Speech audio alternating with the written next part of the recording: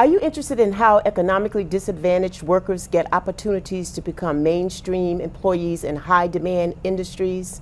If that is your interest, you will want to tune in today as we introduce you to Blessed Ministries Incorporated and the powerful people behind the scenes. Stay with us.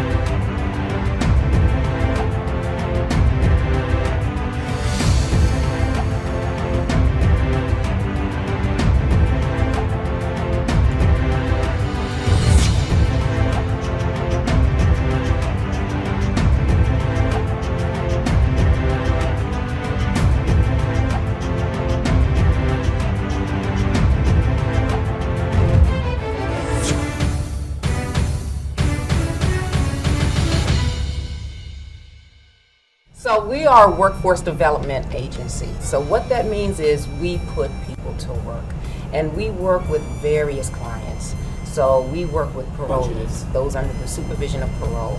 We work with adults with disabilities. We work with teens with disabilities. We work with individuals receiving food stamps.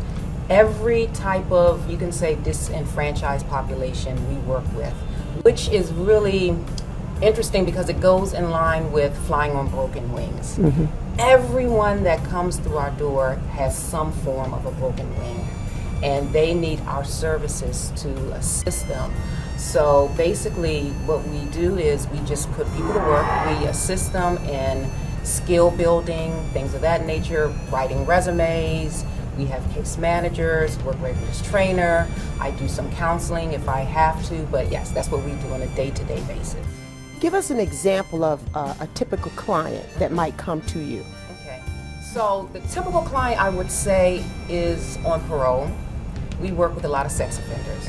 So basically, the typical client comes from parole, and we work with parole in a sense, whereas they have different units. So they have a sex offender management unit. We call them SOMUs. So the client comes into our office. We have to determine are they currently in the legal system, whether they're on probation or parole. We also have to determine whether or not they may be in a drug treatment program as well. Once we determine that, or just the average person off the street that just came in, once that's been determined, then we'll give them the appropriate paperwork to do. Then once they finish the paperwork, we'll do an assessment of their needs and what they're looking for, whether it be training, whether it be a job, whether it be a short-term job, a long-term job. And based upon that, the jobs we propose to them will be in coordination with what we think they can do. So the parole officer will call us, the client will come, we sit down with the client to see, first of all, where are they in terms of even their reading level, their reading ability, because they have to fill out applications and things of that nature.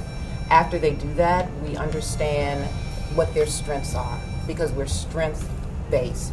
So we look at their strengths, and then also we look at if they need any accommodations on the job, things of that nature. But for the most part, we look at their strengths, and then we have a pool of employers that we reach into, sort of like a job bank in a sense, that we reach into. And then from that, what we do is connect the person with the job. And that's pretty much a typical day. So, tell me your name. Tracy Taylor. And where? We are in the Recovery Junction. It's a recovery center in Jersey City. It's actually the first recovery center in all of Hudson County.